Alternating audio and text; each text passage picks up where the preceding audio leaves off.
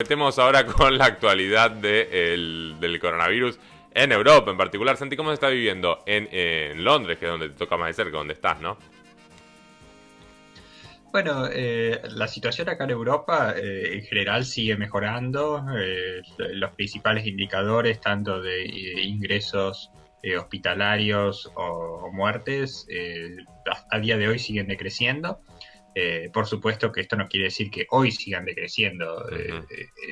los contagios, porque entre que se produce un contagio y se termina detectando por estos indicadores, pasa un tiempo, así que eso Claro. no se sabe, por supuesto, qué es lo que está pasando a día de hoy, pero aunque sea hasta hace unas semanas, que es lo que reflejan estos indicadores, que son los más fiables, la admisión en hospitales y las muertes, porque por supuesto la cantidad de casos depende en realidad de la cantidad de testeos y no necesariamente un indicador fiable.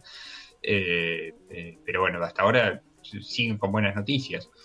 Lo que sí se nota mucho es como que la gente ya no está tan respetuosa de las medidas como en su momento. Ajá. Acá en el Reino Unido se nota muchísimo, como uno ve por todos lados, y hay mucha gente que ya no está respetando las reglas de distancia social. Es decir, mucha gente que no respeta los 2 metros de distancia, mucha gente que no respeta eh, le- la prohibición Sí, de claro. encontrarse con otras personas en lugares interiores, como que bueno, eso se está notando cada vez más y bueno, habrá que ver si tiene un impacto. Totalmente, digo, eso un poco también lo vemos ya acá, por ahí con otra lógica, digo, pero que sí se nota esto de que la gente, acá por ahí también tiene un componente de reclamo, ¿no? En algunos casos del anticuarentenismo, pero también incluso de aquellos que no lo hacen por ese motivo, sí se nota claramente que hay un cansancio económico, psicológico, digo, puede haber muchas causas, pero se empieza a notar incluso acá. Lo mismo pasa allí. Sí, y bueno, brevemente, porque sé que siempre estamos cortos de tiempo, pero para darle dos noticias así de esta semana de este lado del continente. Bueno, por un lado salieron los indicadores económicos del Reino Unido del Ujú. mes de abril, caída del 20% del PBI, Mira. así que eso fue también un golpe, bueno, se esperaba, pero bueno, ya está la estadística oficial. Por otra parte, otra noticia un poco más esperanzadora, que por primera vez hay un estudio científico, bueno, en este caso acá liderado por la Universidad de Oxford, que muestra un tratamiento, la droga se llama dexametasone, Ajá. que podría reducir la mortalidad del virus. Específicamente en pacientes que están en respiradores, la mortalidad bajaría del 40 al 28%, y de los que necesitan oxígeno bajaría del 25 al 20%. Es decir, por supuesto que no es una solución total, sigue siendo alta la mortalidad, pero si este estudio se confirmara, bueno, el tratamiento con esta droga básicamente es el primer estudio a nivel mundial que encuentra alguna droga, que es una droga que ya se conocía de antes, por eso es que esto sale tan rápido, que tendría, aunque sea cierta efectividad en reducir la mortalidad del virus. Fue anunciado por el primer ministro y sus asesores científicos esta semana. Por supuesto, como todo estudio científico, esto es necesario que se hagan más estudios, que se continúe investigando, no hay que sacar conclusiones apresuradas, pero en general los asesores científicos del gobierno británico siempre fueron bastante escépticos de cualquier gran descubrimiento, eh, y, y Claro, esto claro. realmente como que lo mencionaron como algo muy positivo, así Y que digo, Santi, no, perdón, no te sí. quería interrumpir por el delay, pero me parece interesante pensar también en una cuestión más general, ¿no? En el caso particular de la dexametasona, pero también, digo, en el contexto en el que estamos viviendo, mucho parece, o muchos parecen estar esperando una solución mágica, ¿no? Que de un día para el otro desaparezca el coronavirus de la faz de la Tierra. Y eso es mucho más difícil, digo, o casi imposible pensando en otras cuestiones, ¿no? Un poco acá, al menos como vivimos esta noticia desde acá, se quedó media desapercibida, como que bueno, sí, baja un poco, pero no tanto. Pero bueno, es una cifra realmente importante y le puede salvar la vida a mucha gente, ¿no? Sí, la estimación de los asesores científicos del gobierno británico es que hubiera salvado 5.000 vidas de haberse usado desde el inicio acá en el Reino Unido. Claro. Obviamente la mortalidad fue muchísimo más alto que eso, no es una solución mágica, pero es algo que ayuda y como digo, es el primero de los tratamientos que al menos de lo que se sabe hasta ahora, porque como siempre insisto, estos estudios tienen que confirmarse y replicarse, pero es el primer estudio que marca que una droga, bueno, en este caso una droga existente, que hace que sea más fácil conocer sus efectos y todo eso, Ujú. bueno, que marque una baja en la mortalidad. Bien, y te sacamos un poco del Reino Unido en particular, Santi, porque hablábamos, no sé si en tu última columna en el programa, pero hace unos días, sobre el caso de España y lo problemático que había sido el cambio que habían tenido en la forma de contar los casos, de contar los fallecimientos a causa del coronavirus, que le había dado, había pasado de venir con un promedio más o menos de 50 muertes por día, una cuestión así, vos no lo contabas, digo, no más allá de la estadística, a cero, digo, de golpe. Y hubo mucha polémica en torno a eso, porque no se estaban contando bien, digamos, la cantidad de muertes. Ahora hubo noticias en torno a eso. Sí, bueno, lo habíamos anticipado bueno, claramente no era cierto que estuviera habiendo 0 muertes por día en España. Hoy actualizaron la serie finalmente y aparecieron 1.177 nuevas muertes, que se refieren, no es que son 1.177 muertes que ocurrieron ayer, sino que son todas las muertes que ocurrieron durante todos estos días que se decía que había 0 muertes y que como habíamos anticipado no era así. Claro. Así que, bueno, sí, hoy eso fue actualizado. Bien, es un tema interesante para charlar y seguramente ahora con esto que vamos a unir a partir de este dato, porque es muy problemático, digo, comparar países, incluso en muchos casos, con respecto a las cifras por el coronavirus, porque cada uno, lo vemos en el caso de España, lo toma, los cuenta, lo hace como decide, y entonces la comparación internacional, al menos de esta manera, se complica mucho y también saber la realidad propia de cada país, ¿no? Porque claramente en España había algo que no estaba bien y ahora vemos el resultado.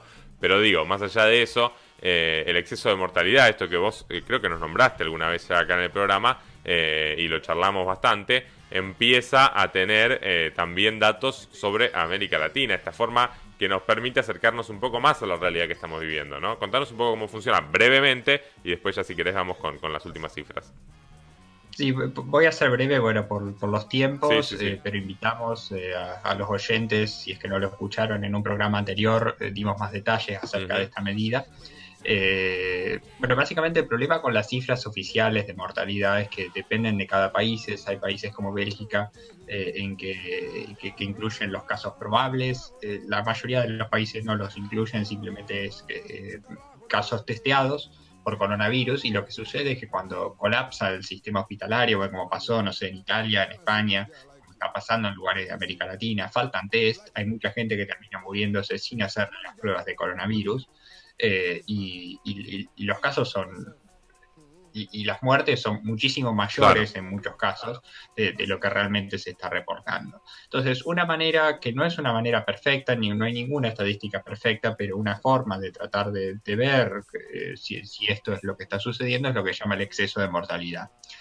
Normalmente para tal semana del año suele ser bastante similar la cantidad de muertos que se espera, es decir, bueno, varía a lo largo del año por la estacionalidad, pero que yo en la primera semana de abril de 2020 se espera una cantidad bastante similar que en la primera semana de abril de 2019, de 2018. Históricamente en la mayoría de los países es bastante similar la cantidad de muertos que se observan en el año. claro.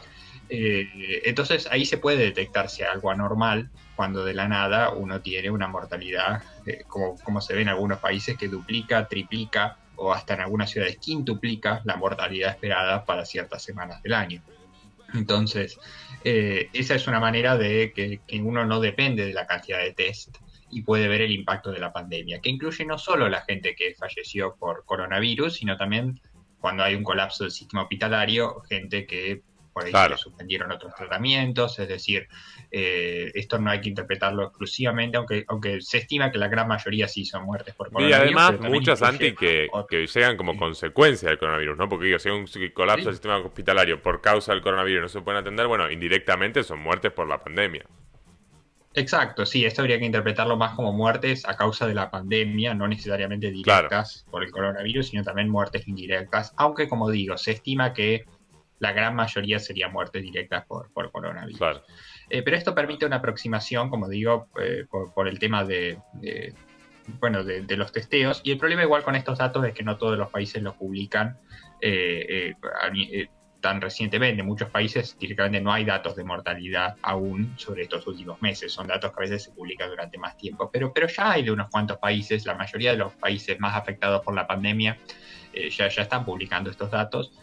Y bueno, por eso quería compartirles qué es lo que se sabe hasta ahora, de cuáles son los países más afectados con esta estadística, que como digo, es una estadística más, no hay que tomarla necesariamente como ni la mejor ni la peor, es una más, pero bueno, que me pareció importante compartirla. Esto sale a partir de investigaciones del Financial Times y de la BBC de Londres, que son comparaciones en países en cuanto a exceso de mortalidad durante la pandemia de coronavirus. Así que si quieren les comento cuáles serían Sí, los hagámoslo, países más Santi. afectados. Tratemos de hacerlo en poco tiempo porque ya estamos, son y 47 para variar, estamos re tarde, pero digo, es muy interesante esta charla y es interesante concentrarnos ahora sí para tratar de entender bien este tema de las cifras, ¿no? Y cómo se están viviendo en los países donde empezaron a publicar estos datos ahora. Te escuchamos.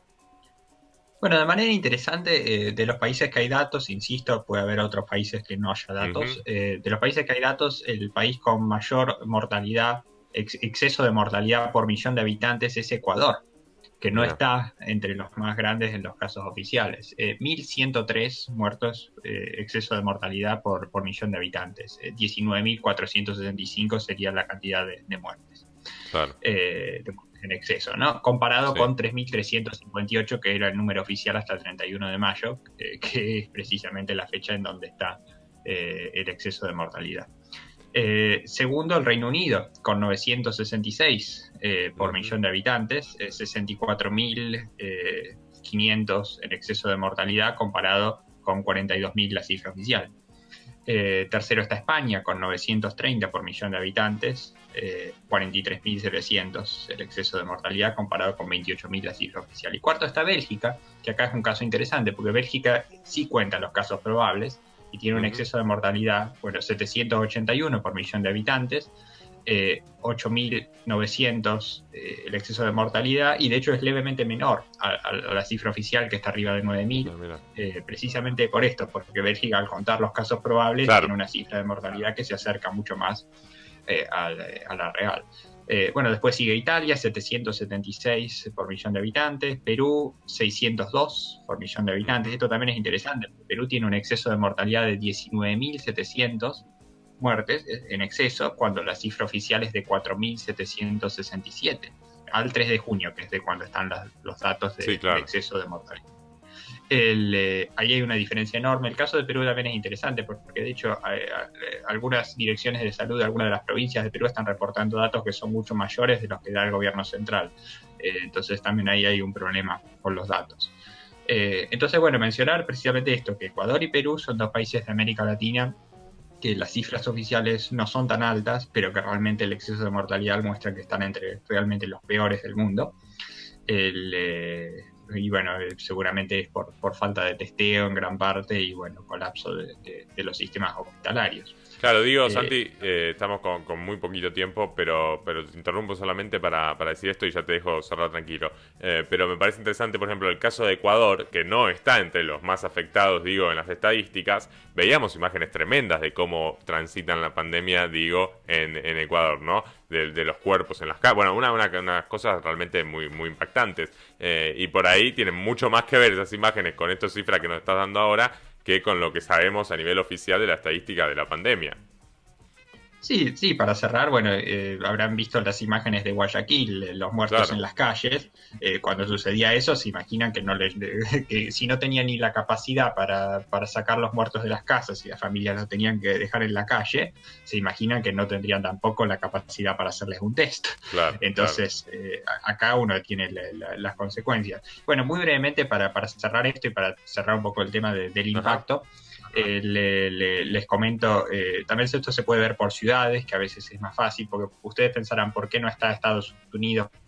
Porque no pasa que son países muy grandes, entonces al claro. analizarlo por millón de habitantes es mucho menor. Pero analizarlo por ciudades, bueno, la ciudad de Nueva York tiene 2.986 por millón de habitantes, y después Guayaquil, la provincia de Guayas, tiene 2.785 por millón de habitantes. Serían los dos lugares más afectados, casi cerca del 0,3% de la población. Es decir, uno de cada 335 personas en la ciudad de Nueva York, uno de cada 359 personas en Guayaquil. Bueno, eso es los que habrían muerto como causa directa o indirecta del coronavirus. Es realmente una estadística muy grande.